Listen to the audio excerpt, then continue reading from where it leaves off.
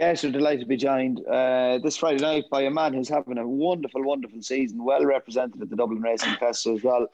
Henry De Bromhead. Very good evening, Henry. Everything okay? Yeah, good, thanks. And you guys? Great, yeah, not a bother. Henry, you're having a great season. Yeah, delighted. Going well. Plenty of nice horses, thankfully, and great support, from all our clients and a great team around us. So, yeah, we're very lucky at the moment. And Henry, obviously a horse that was very impressive, impressed both Ruby and I on Sunday, winning the Grade 3 at Naas, EKLAT, the RIRE. How has he come out of his race on Sunday? Yeah, he seems good. He's been in good form since, and didn't seem to knock too much out of him. Yeah, we were delighted with him. He was a horse we had high hopes for this season, and thankfully he's doing really well. Very taken performance, and only a second run over fences as well. He was very good in the beginners at Punchestown, but a big step up from a beginners to taking on more experienced types in a Grade 3. Yeah, very much so. It looked competitive on paper. Obviously, pencil full of lead. Very good horse. He had to give us £8. I think it was £7 or £8. But Ascari, there were plenty in it, as you know. And just lovely the way our lad did it. He jumped brilliant and delighted with it, and great to get a graded winner for Peter Davies. So really happy, yeah. Is still the plan to go to Cheltenham? I know he obviously held an entry in the 3 mile chase, the festival novice chase, and also the old 4 miler, the National Hunt chase, which is now 3-5. Is that still the plan, one of those races at the festival? We, I'd say, are going to go for the festival chase. Yeah. We couldn't find any of the caliber of you as an amateur, so we said we couldn't go for the old 4 miler. So unless you would come out of retirement to ride it. Yeah, definitely not. Actually, myself and Fran were only saying your training. We'll come to the rest of the team, the present team at the moment, but you're training 20 years, and myself and Fran Berry were very, very privileged to ride a winner for you very early on in your career. I rode a bumper winner for you, Rainbow Dance, and Fran rode a winner over hurdles for you, would you believe? That's right, on River Cloud. I'd actually forgotten that. Yeah, that's right. But sort of contrasting rides, really. Fran was pure class on River Cloud. And you got Rainbow Dance over the line. Job done. I actually think, if I remember correctly, I got you a good few quid that day because there was a lot of money for Rainbow Dance, wasn't it, on the day? It wasn't me. Funnily enough, it wasn't me. But someone involved in the syndicate did. And I ended up losing the horse because the rest of the syndicate didn't know that one of them was. It was an interesting thing how it unfolded. But anyhow, yeah. They obviously didn't know the caliber of pilot they'd on Henry when they're backing him. That's it, exactly. That's right. That's why they had so much money on Fran, and it was, that's the man to get the job done. Yeah, God, it was a long time ago, wasn't it? A long time ago. And River Cloder was a lovely horse. Poor Fran rode a bit for me on the flat as well. I remember one day in Wexford, I didn't quite pan out due to the horse's lack of ability, but at the time I didn't sort of consider that part of it. And I think Fran, his best thing was, I think he ended up just having to hang up the phone. I was being so rude. That was a long time. Thankfully. I actually had one of those experiences at Wexford as well. Is there something about Wexford and jockeys with Henry De Bromhead? I think it was actually my last ride for you, Henry, was a grey mare. I think actually that was my last mare for you, or my last ride for you. I describe it as passionate about it. I'm very passionate about it, so I probably get a bit wound up every now and again. Yes, I didn't think it was passionate that day. Did you think that, Fran? No? I was just a very angry man. Yeah, do you know what? You live and learn. You're better off either ringing them straight away or leave it 24 hours. Don't leave it an hour or two because it's too much time to think. You got to go either let them cool down or hit them straight away. The in-between window can be quite dodgy. Well, at least he wasn't there with you. He was there with me, so I had no chance of getting out of it. I just really? I actually straight don't away. remember that. I think you're mistaken. You've said that a couple of times. I think you're mistaking me for someone else, Kevin. You still owe me that 100 quid as well, by the way. Yeah, Henry, there wasn't too many lads getting right, so you can't be too far wrong. Yeah, fair enough. Hey, and Henry, on a more serious note, how did it all start? You know, obviously you took over from your dad, of course. Harry De Bromhead had a long career. Fisher Seal was obviously one that springs to mind for the younger generation. But was it growing up something you always planned to do, was to take over the license and become a trainer? Far from it, probably. Saw how tough it was for Dad. Obviously, those years were great, but there were a few lean years as well, and probably tried a lot of things prior to training, which I think has hopefully stood to me since. But I went to Coolmore. And that was brilliant, and worked in Downstown, worked for Robert Olner, which was fantastic, and ended up being assistant to Sir Mark Prescott, which was every experience, but, you know, really enjoyed all of them. Even helped Ron Shaw, who was a private trainer in Waterford. I probably kind of assisted him before I went to Sir Mark. And so I got a lot of experience, and it was probably always, I mean, even after Sir Mark's, I went to Tattersalls, so I was very keen to go and work there, and sort of thought I was going to go away from training. And then I ended up back at Coolmore, which was fantastic. I was selling nominations there, and I got to go to Australia for the breeding season down there, and really enjoyed that. But Dad got quite sick after that. And I ended up, I don't know, I had to come home and give it a go. Yeah. Just couldn't get it out of me. Just wanted to come give it a go. So started in 2000, and we were very lucky. We had our first winner at Tremor on New Year's Day. First day, the license was in my name. A horse called Fidelis won. I had an odds-on shot who had just been beaten by Colonel Braxton in a bumper at Leopardstown the week before, and he was odds-on in the maiden hurdle. He was going to be my first runner. And then, of course, he got beaten, and Fidelis, who we didn't fancy at all, won the big chase. So I got a good taste of what training horses was going to be like on my first day. Back then, we'd lovely horses like River Clodagh, who was owned by Tom Carroll, that Fran won the handicap hurdle in Listowel on as a... Were you claiming then, Fran, or not? Might have been just down to £3, Henry. I think I won him in, that was the April meeting in Listowel, and might have been second on him at the Easter meeting in Fairhouse afterwards, I think. That's right. Yeah, we went up to 2-6, and he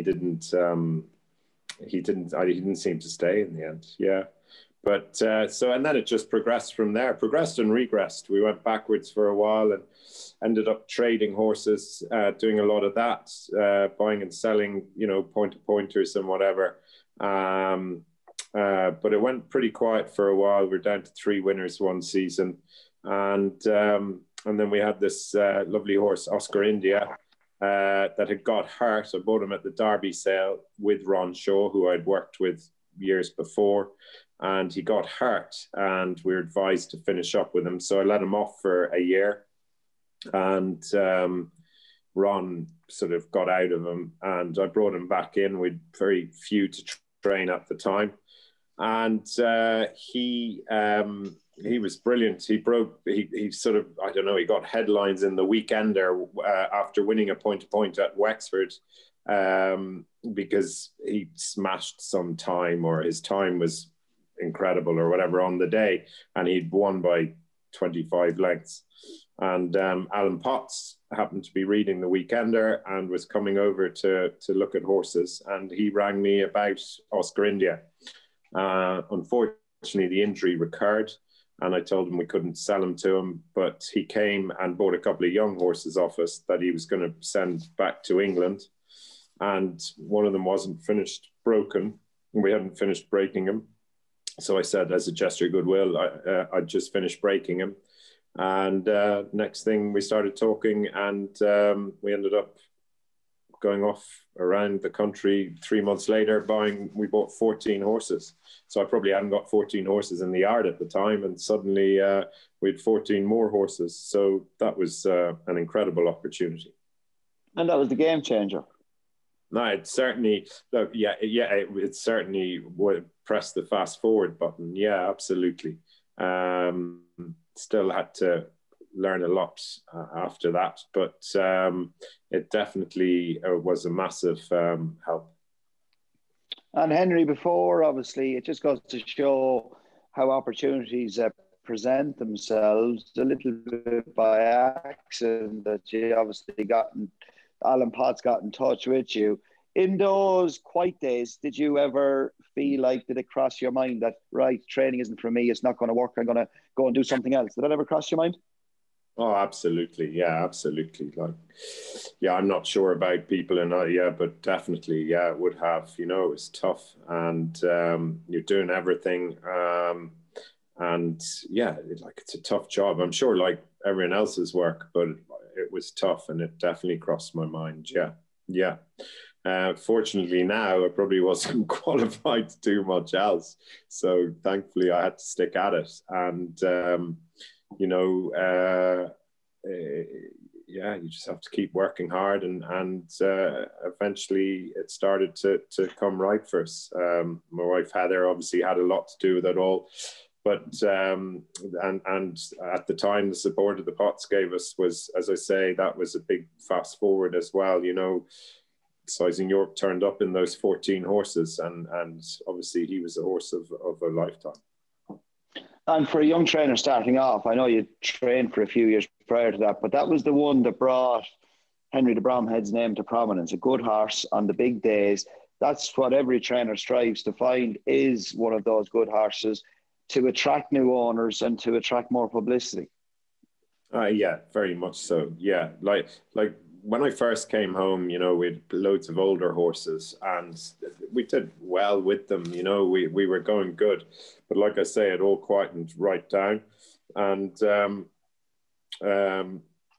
it's the likes of Sizing Europe and Sizing Australia. There, you know, there were some nice horses there. Now we also had other good horses. We had What Are You Having at the time. He was a real nice horse as well.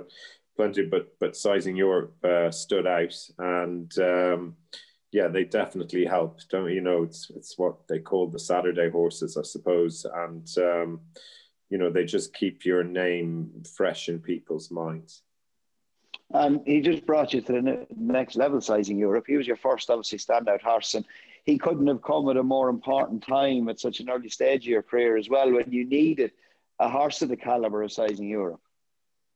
Yeah, very much so. And it was even tough with him, you know, like we had plenty of ups and downs, obviously pulling up in the champion hurdle. He won the Irish champion hurdle so impressively, and then pulled up in the champion hurdle. That was pretty awful. And then the following year, thought we had him back right, and he got transit fever going over for the champion hurdle. And actually, we were told not to ship him, not to move him back for 2 weeks afterwards. He was so sick, and it was testament to him. That was Cheltenham. He didn't get back to us till, I think, early April. And he finished fourth to Quevega in the Punchestown Champion Hurdle at the end of the month, taking a blow, turning in, you know. So he was an amazing horse. And then he went chasing, and we never looked back then. So yeah, you know, they at the time, they dream about having horses like him. So we were very lucky. And those horses attracted more owners, a better quality of horse, and obviously a big increase in numbers as well. Yeah, it's funny. It doesn't happen overnight either. You know, like that's your one horse, and that's great. But it didn't happen overnight. You know, the Potts kept putting other horses. You know, we were able to keep buying more horses for them. So Sizing John came along, and Sizing Rio and Sizing Gold. There were plenty of very good horses, but it was mainly them at the time. And then and now plenty of other individual owners, but the Potts were the bigger ones. Then Gigginstown, the O'Learys sent us a few, Identity Thief being one of them, and so that started our association with them, which was brilliant. And so, you know, it's all it comes along, you know. Like I say, it just didn't happen overnight. You just have to, you know, one good horse, yeah, he'll attract a few people, but I think you have to consistently sort of be doing it as well. And Henry, before we go on to the runners of the Dublin Racing Festival this weekend, likes of Bob Ollinger, he goes straight to Cheltenham. He was very impressive when he the Grade 1 Lawlers Hotel at Naas. How is he since Naas? Yeah, he's good, really good. He's just been doing very easy stuff, and he seems in mighty form. Yeah, and he's trotting in the indoor at the moment, and he was snorting going around there the other morning. So yeah, it was great to see him. He's in mighty form, and yeah, we'll start winding him up again now for March. And is it a firm decision yet which one of the novices you're going to go for in Cheltenham? I'd say it's highly likely the Ballymore, but you know, we'll just keep our options open. He's in the Supreme as well.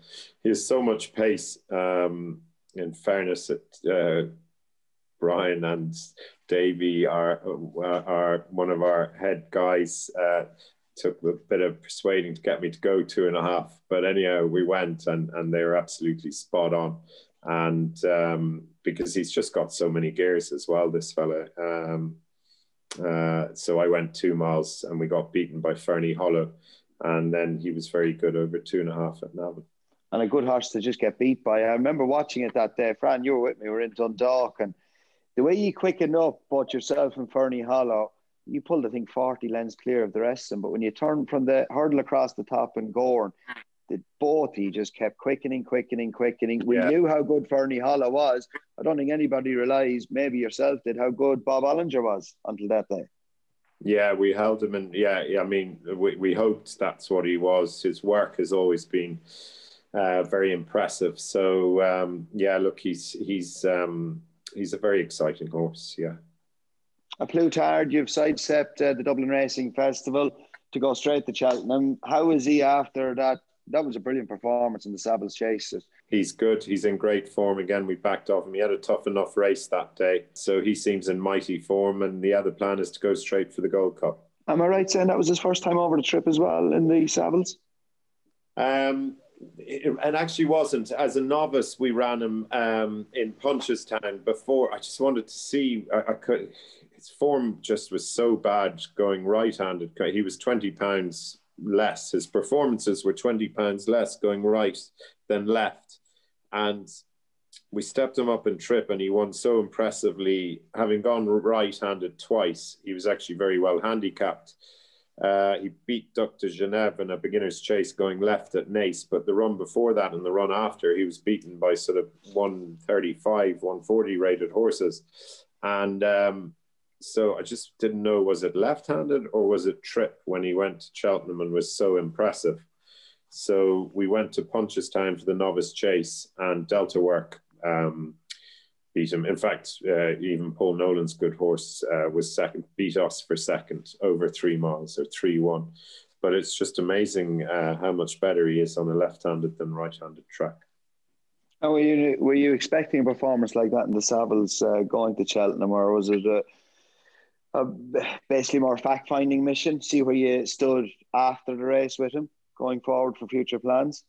Yeah, he kind of confused us a little bit because he was so good beating Chacun Pour Soi in Leopardstown last year over 2 miles. And then, you know, he was probably a little bit disappointing, although he was beaten by Min, so it was a higher rated horse than him. But for us, he might have been a bit disappointed in the Ryanair. So we just weren't, you know, he never looked like a 2-miler nor jumped like one, but he was so good that day at Leopardstown. So we just said because we can only go left-handed, our only choice was the the 2 mile or the 3 miles. So we said we'd have to go the 3 mile and see, see would it open up more options. And thankfully it did, yeah, and he was brilliant. Would I expect it? Was I expecting? No, I'd never expect anything like that. I was just delighted to see him do it. But I mean, obviously the fact that he does stay, there's not many that can win a grade 1 over 2 and a grade 1 over 3, so and he seemed to stay really well in the end. Darrow was very good on him, and it was brilliant. And from that day on, obviously speaking to owner Shively Park as well, the plan was bypass Dublin, racing past Leopardstown and head straight to the Cheltenham Gold Cup. Yeah, they're tough, those 3 mile races, and we just said, yeah, like he had a hard race, and yeah, we just said we'd aim straight for the Gold Cup. Aspire Tower, how was he after his runner-up position, finishing second to Sharjah in the Matheson Grade 1 at Leopardstown over Christmas? Again, he's going straight to Cheltenham for the champion hurdle, I'm presuming? Yeah, that's the plan at the moment. Yeah, delighted with him. He was brilliant at Christmas, ran really well, still looked a little bit novice-y over the third last and second last.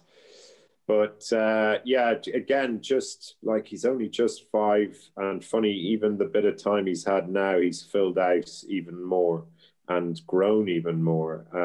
He's a big fella now, and yeah, look, he's a really exciting horse. He's only 5. Obviously, 5-year-olds have a tough record in the champion hurdle, but they can win it. So yeah, he's on the road to that.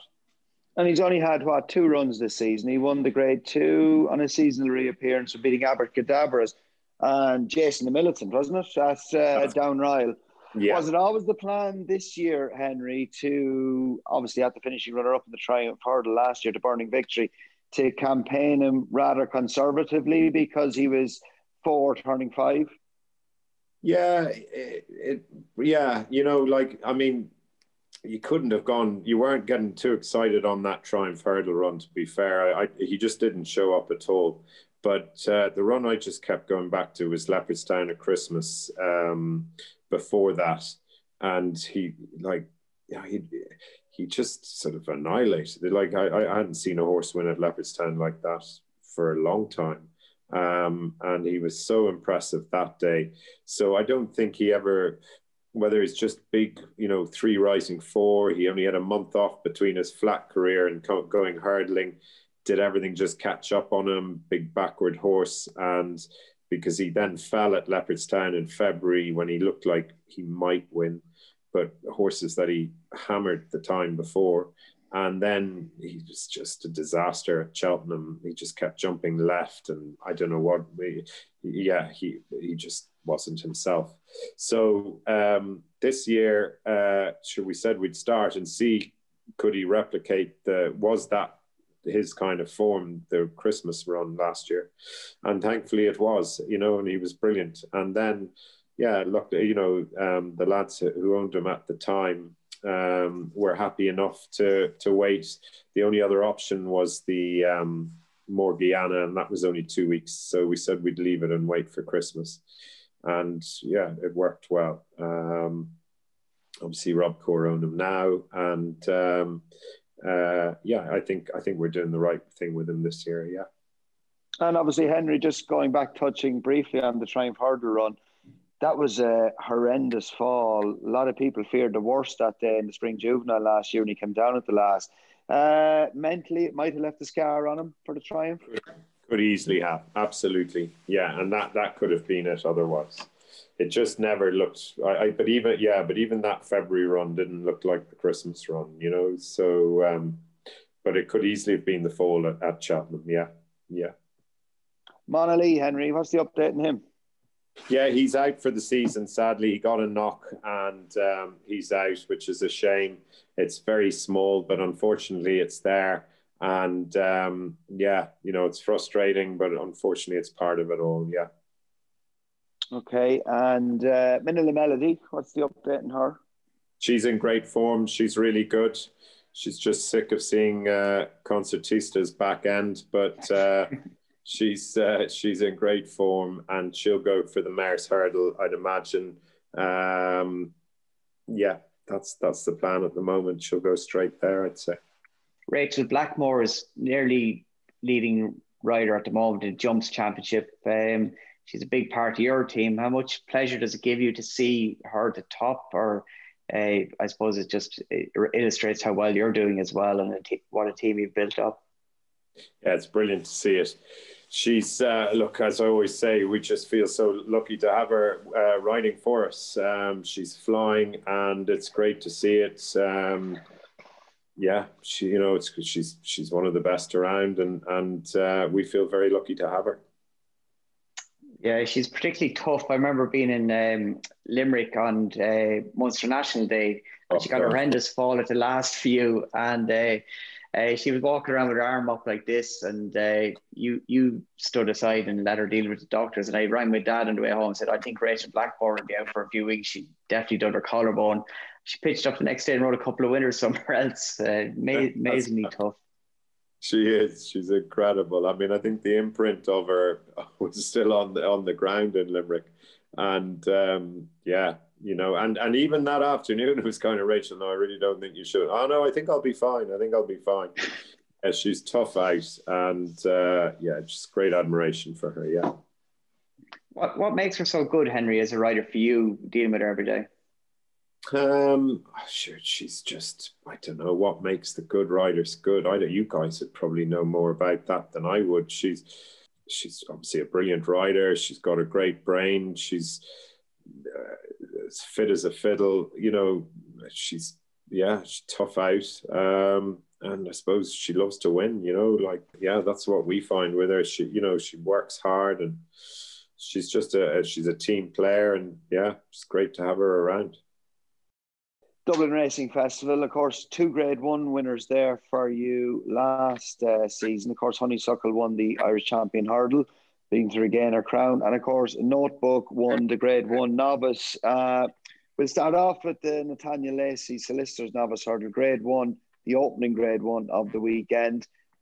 You've Holy Macapony in it amongst a couple of others. Yeah.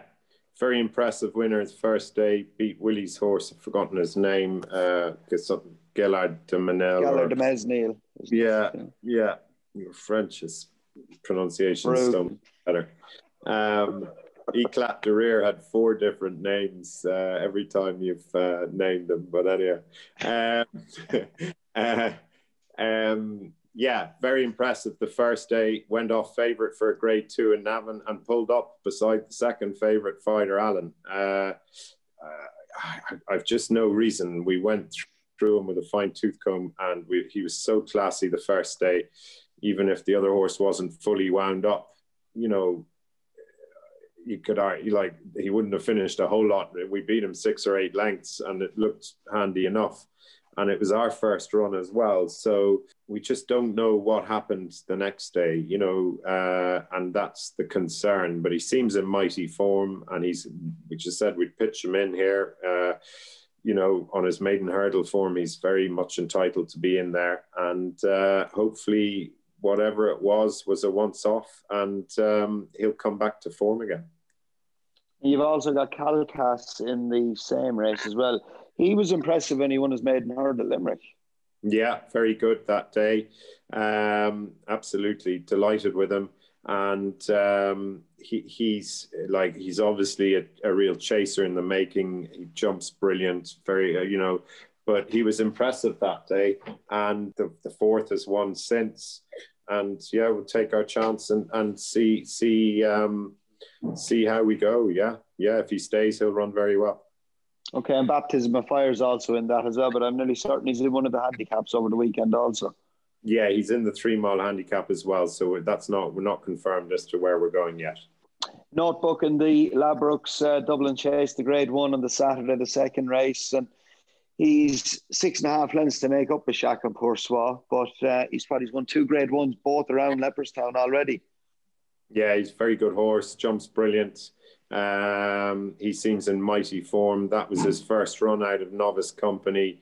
He ran well, made a uncharacteristic mistake there down the back, but ran really well. So yeah, we're looking forward to going and having another go. And obviously he was a red hot favourite going to the Arkle last year, Henry, but watching him going down to the start, because he is quite a quirky individual. Rachel never looked happy at all on him from word go, did she? Yeah, I was happy enough, but he just didn't seem to turn up. You know, he'd had a tough race with Cashback the time before, and I just wonder, they both ran badly in the Arkle. Did it just take its toll on both of them? He's a very good horse, and yeah, look, he's, as I say, he's in mighty form, and he'll be going there all guns blazing. Yeah. And Henry, the Patrick Ward and company Arkle Novice Chase, Captain Guinness, and you've obviously Epsom the High in that as well. He's a horse who's in, I think, a handicap as well over the weekend. But Captain Guinness, firstly, Henry, I just keep going back to that run in the Supreme Novices. He was banged there with every chance until being brought down. Who knows whether he would have won or not, but he was still travelling, visually travelling every bit as well as Siskin when he got brought down 2 out in the Supreme Novices last season. Yeah, absolutely. Yeah, look, he's a lovely young horse. In fairness, I think that was only his 3rd run over hurdles last year. And he pulled up with a defibrillating heart, which seems good again now, first day this year. And then he won his beginners impressively in Punchestown. And then he ran well at Naas. I'd say for him to be at his best, you know, obviously the winner beat us very easily at Naas, but beat us well at Naas. If we're going to have any chance against him, you'd hope he'd regress for better ground and will improve. That's, I suppose, what we have to hope. So we'll see how Saturday goes. But I would have felt when he meets, hopefully he'll have a chance in nice-ish ground on Saturday, but hopefully spring ground could really bring the best out of him. Okay, and Epsom the High, he's also in the Patrick Ward Company Solicitors Novice Chase. He's also in a handicap as well. He's won his last 2. He won off 125 the last day. He's now gone up to 138. Has the decision made where he'll run yet, Henry? No, nothing confirmed as yet. He's in both 138. Yeah, like he's an improving horse. So we haven't confirmed anything yet. We'll discuss it in the morning. Like I say, he's in both, and we'll see in the morning where he'll go. And he's an improving type of horse. Obviously, he's a big step up into a grade 1, but he seems to have got his act together. Firstly at Clonmel and secondly then at Naas. Yeah, very much so. It's a funny fella, but we're sort of, he's really coming now, and I thought he was impressive at Naas. Like I say, he went up 13 pounds though, so he is a nice horse. He jumps really well, and yeah, he seems to prefer going left-handed, I'd say, as well. We'll see. Hopefully he'll run well wherever he goes. The Chanel Farmer Irish Champion Hurdle, she bids to win it for hopefully the 2nd year in succession. How is your 5-time grade 1 winner, Honeysuckle? She seems in mighty form. Yeah, we're really happy with her. She battled well in the Hatton's Grace. Rachel said she took a little blow at the 3rd last, so I probably had left her a little bit shorter than I thought I had. She's fitting well now, and yeah, she's ready to go and put her best foot forward. She's such an admirable performer. She's got everything, doesn't she? She's got obviously class, but she's got guts and determination as well. Never knows when she's beat. Yeah, absolutely. She just, like you say, she never knows when she's beaten, and we're just very lucky to have her around the place. Yeah, she's brilliant. And she's versatile at Guards Ground as well, Henry, isn't she, to be fair to her? She is, absolutely. Yeah. She is. Like, it was pretty quick at Leopardstown last year in the Champion Hurdle. So, and she did it then. And hopefully there'll be a good bit more ease this year. And I hope that might suit her, especially back over 2 miles. And do you feel, Henry, that she's as good going into the race this year as she was last year? Because you know, at mares, it can be a little bit tricky, can't it? Yeah, touch wood. She seems in good form. She seems in mighty form. Yeah, look, we'll see. We'll find out. I know she wasn't as impressive, obviously, in the Hatton's Grace, but I think that blow 3 out just might have taken its toll, sort of, you know, in the last furlong. of the race, you know. But she'd had a run prior to it the previous year. So hopefully, you'll see her true self. This year's champion hurdle at Cheltenham, it doesn't look a vintage lineup. A lot of them are getting beat. I'm not sure how close the decision was to go for the mare's hurdle last year, but given the owner is going to breed from her and she's already won a mare's hurdle, how much of a temptation in a year that's in it, if everything went to plan on Sunday, to pitch her into the champion hurdle this year, or is it one step at a time? Yeah, look, I'd say it'll be, you know, as you say, it is one step at a time. I suppose our focus was to try and win a race at Cheltenham for Kenny Alexander, and we achieved that last year, and for the mare and for all of us, obviously. But I think Saturday will tell us a lot. Look, we have her in both races, and we'll see. Hopefully, as you say, we'll try and get through Saturday first. And if she could run well in that, we'll have to give strong consideration as to which way we'll go. And was that always the plan, her campaign thus far? Was that always the plan, say, at the end of when she came back in at the summer, we'll try and win back-to-back, start her off in the Hatton's Grace to win a second running of it, miss Christmas, go for the Irish Champion Hurdle, and then Cheltenham? Yeah, that was more or less. Yeah, it was actually. Once we sat down and discussed it, it was. We're even halfway there yet, but anyhow, getting there. Okay, Henry, the Ladbroke Hurdle, you've obviously still got some in it. When obviously we do this interview, it's not live on the Friday night, it's a few days beforehand, so declarations aren't made yet. But a couple of your entries is one, Dommage Courtois. Champagne Gold, I think, is an interesting one as well. Okay, my French isn't very good. Fran, you can take over now with the French pronunciations shortly. Very impressive. Champagne Gold, Henry. I know you have him entered in a couple of other races, but he's an interesting entry. Yeah, he is. Yeah, he's rated 132. He's good form. I'd say we might go for the... I'd say we're leaning towards the Novice hurdle on the Sunday, though. But he's a nice horse, works well, seems in good form. His form is good. Obviously, he has to step up a bit for the Novice hurdle, but I'd say we're probably leaning that way, but to be confirmed in the morning. He was third behind Fakir in was it a 2.5 mile grade 3 at Navan in his most recent start? That's right. Yeah. He's he's doing well. Yeah, I'm happy with him. He's the most likely runner sought in the Chanel Pharma Novice Hurdle. Yeah. Irascible is in that race. I think I finally pronounced this horse's name right. Of course, he's named after, as we keep slagging him, the racing manager and brother of Michael O'Leary, Eddie O'Leary. And Irascible, it was a very good performance, although he was beaten 9 lengths. He was second to Appreciated in the Grade 1 at Leopardstown over Christmas. Eddie, actually, I told Eddie had watched that when we were trying to decide who he was named after, and he was adamant he was named after me. So there you go. He's in the Novice Hurdle, and he ran really well there at Christmas. He works very well. Very inexperienced horse, won his maiden hurdle first time out, but he's improving all the time, and we'll see how he steps up on Sunday. And you would be expecting, I know it's hard to see him turning it around with Appreciated, but it was a hell of a good performance going from a maiden hurdle, as you say, lack of experience, straight into a Grade 1. You can really upgrade that run behind Appreciated at Christmas. Yeah, absolutely. No, it was a lovely run. And look, we were hoping he was going to run well, I must say.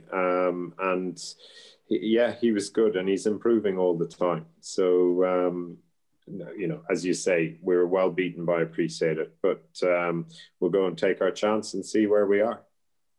Good stuff. And Henry, the Paddy Power Irish Gold Cup, there's only 5 left in it at the moment. And MINELLA ENDO, how is he after an uncharacteristic mistake and fall at, I think, the 4th in the Savills Chase? Yeah, he seems good since. He's schooled really well since, and yeah, we're happy to go. We obviously need to get him back on track, and this seems the obvious choice to go for. So we're happy with him. And look, that was his first run out of novice company. You know, he won 2 second season novices races this year. He'd only run 3 times over fences last year. It's just, yeah, hopefully just a silly mistake, and he'll have learned from it. He's jumping well now, and Rachel seemed happy with him the other day. And Henry, he was many Irish people's banker going to the Cheltenham Festival last season. It must have been heartbreaking because you just got done in the last 2 strides by Champ. Yeah, absolutely. Yeah, it was tough, that one, I have to say. Yeah. Yeah, it was just pity Barry didn't hang up his boots a bit earlier. He was amazing on him. Yeah, it was tough. But yeah, look, that's the game we're in, isn't it? We just happened to get caught, sadly. We were the unlucky ones to get caught, yeah. But obviously he's a dual Grade 1 winner over hurdles, also, of course, winner of the Albert Bartlett, winner of the Grade 1 novice hurdle at Punchestown as well. You must be delighted to see that there's only 5 left in it as well. Yeah, it's certainly, I mean, it's obviously, there's plenty of, you know, it's obviously a Grade 1, but it's not like the Savills, so like hopefully he'll get a bit of light anyhow. So I was happy to see that, I have to say. Yeah, you know, we definitely just want to try and get him round and get his confidence back, and then we can see how the race unfolds from there. And obviously ground is no issue to him. He is quite versatile regards ground. Yeah, he is. I'm never convinced he wants it absolutely, you know, the real heavy ground, I have to say. But I'm not sure if he's as effective. But he generally handles most, yeah.